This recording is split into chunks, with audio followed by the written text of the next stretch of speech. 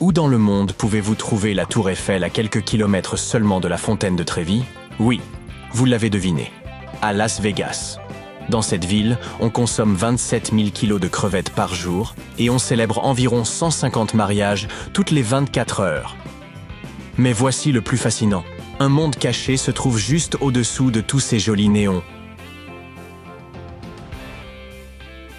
Bienvenue à Vegas numéro 2. Ce n'est pas le spectacle auquel vous êtes habitués, mais c'est tout aussi incroyable. Je parle d'un vaste réseau de tunnels qui s'étend sur plus de 965 km, traversant le sous-sol de la ville en tous sens, et construit pour évacuer l'eau des inondations les plus intenses. Vous avez bien entendu, inondations. Las Vegas est une ville artificielle construite en plein milieu du désert de Mojave, où la température moyenne en été est de 37,8 degrés Celsius. Avec cette chaleur, il n'est pas surprenant que l'eau y soit rare. Las Vegas dispose de ressources en eau très limitées, donc 90% de toute son eau provient du fleuve Colorado. L'eau de pluie et de fonte provenant des neiges des montagnes rocheuses sont acheminées par pipeline vers Las Vegas à plus de 160 km de distance. L'eau est une ressource si précieuse que les propriétaires des banlieues de la ville sont sanctionnés s'ils dépassent leur quota, par exemple en arrosant leurs pelouses. Et pourtant, les urbanistes ont dû concevoir un système gigantesque pour que les inondations ne fassent pas de dégâts. Las Vegas a vraiment parcouru un long chemin depuis ses débuts modestes. Un désert est rarement un lieu où les promoteurs immobiliers arrivent et disent « On va construire une méga-ville ici ». Mais le sud du Nevada était une région riche en or, en argent et en autres types de minerais. Et il se situait entre Los Angeles et Silver Lake City, qui au tournant du siècle dernier étaient des marchés plutôt prometteurs. Il ne manquait qu'une chose, de l'eau. Les promoteurs pensaient que si l'on pouvait trouver de l'eau dans la région, celle-ci serait fertile et pleine de richesses. Ils ont trouvé une solution pour en capter, mais ils ont ensuite rencontré un autre problème. Généralement, dans les déserts, quand il pleut, c'est averse. La région reçoit environ 10 cm de précipitations annuelles, mais 75% de toute cette eau tombe en quelques heures, et c'est le chaos. Les sols durs sont incapables de tout absorber, et les autorités ont donc dû construire une seconde ville souterraine. Aujourd'hui, Las Vegas est l'une des villes les plus visitées des États-Unis. Elle est classée au 6e rang. Elle accueille environ 30 millions de visiteurs chaque année, et c'est en plus la capitale mondiale du divertissement. Alors oui, les autorités ont dû trouver une solution pour empêcher que tout parte en vrille à chaque fois qu'il pleuvait. Ça n'a pas toujours été comme ça.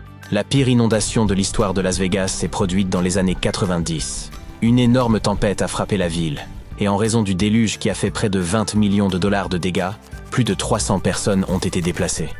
Tout cela s'est passé pendant la saison de la mousson, connue pour ses fortes précipitations.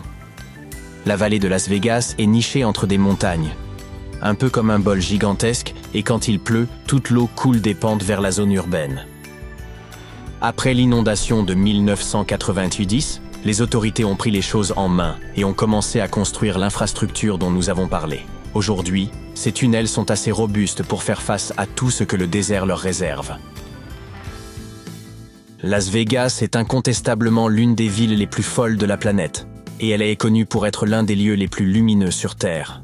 En 2010, la NASA en a publié une image prise par les astronautes de la Station spatiale internationale. L'équipage était stupéfait de voir à quel point ces lumières vives apparaissaient nettement.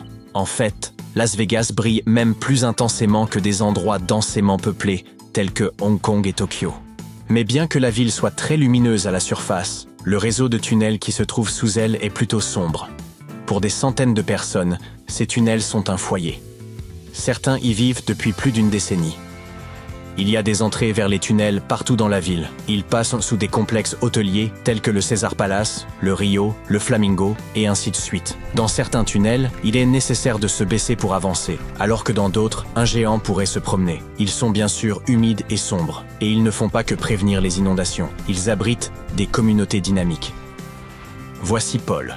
Il est l'un des personnages les plus célèbres du labyrinthe souterrain de Las Vegas. Il a vécu dans ces tunnels pendant 3 ans. Maintenant, il y retourne chaque fois que quelqu'un a besoin d'aide pour en sortir. Durant son premier mois dans les tunnels, Paul a été accueilli par un groupe de vétérans. Il s'est rapidement rendu compte que cette ville en forme de labyrinthe avait ses propres règles sociales qu'il devait respecter. Celui qui y déroge est immédiatement mis à la porte. Chaque tunnel a ses propres coutumes, rituels et quelques dirigeants non officiels qui pilotent les opérations. À leur arrivée, les nouveaux venus dorment généralement sur un lit situé à l'entrée d'un tunnel. Leur travail consiste à veiller et à signaler tout bruit suspect. S'ils ne respectent pas les règles, ils risquent de constater à leur réveil que leurs affaires ont mystérieusement disparu. La vie dans la ville labyrinthe a son lot de bizarreries, qui rappellent la vie au-dessus. Certaines personnes apportent des chaises, des lits, des tables et même des barbecues.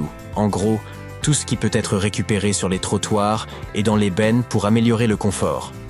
Il y a juste un problème. Les tunnels ont tendance à absorber les eaux de crue, donc il est nécessaire de tout surélever de quelques centimètres. Vous verrez donc des lits et des bibliothèques perchées comme sur des échasses, à l'abri des eaux qui montent. Quand les habitants sentent la pluie approcher, ils se précipitent pour rassembler tout ce qu'ils veulent protéger et ils transportent tout ça vers les sorties des tunnels. Il n'y a pas du tout d'eau potable là-dessous et l'électricité ne provient que des piles et des batteries. C'est la mission de Paul aujourd'hui. Il distribue de l'eau, de la nourriture et des lampes de poche à quiconque en a besoin. En plus de cela, il informe les gens qu'il est là pour aider tous ceux qui cherchent un moyen de sortir des tunnels mais se sentent coincés. Et le plus fou, le nom Las Vegas provient de l'espagnol et signifie « les prairies ». Mais c'est un désert maintenant, n'est-ce pas? Eh bien, à l'époque préhistorique, Las Vegas était en fait humide et verdoyant.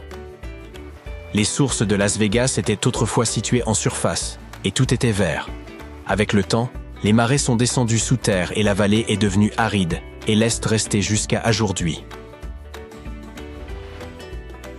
Tandis que vous profitez du soleil du Nevada au Caesar Palace, toute une communauté dynamique vit et s'active juste au-dessous du célèbre hôtel.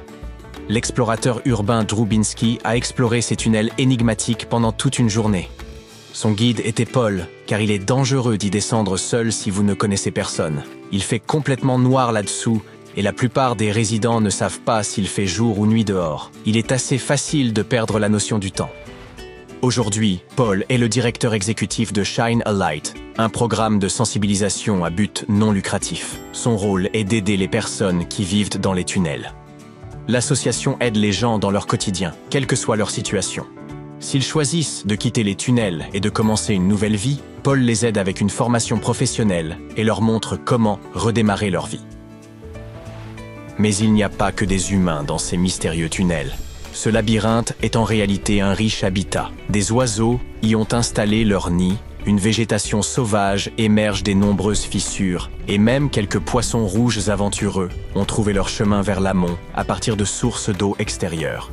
Ces tunnels abritent également certaines des galeries de graffiti les plus originales des États-Unis. Ces artistes peignent généralement près des entrées, car c'est là qu'ils reçoivent le plus de lumière du jour. Vous y verrez toute une panoplie d'œuvres, des gribouillages dénués de sens, des tags grossiers, mais aussi des œuvres raffinées aux lignes nettes et précises, nées d'un processus de réflexion bien visible et épousant des styles proches de ceux des peintres Georges Braque ou Fernand Léger. Qui aurait cru que Las Vegas avait tant à offrir au-dessous de tout ce clinquant?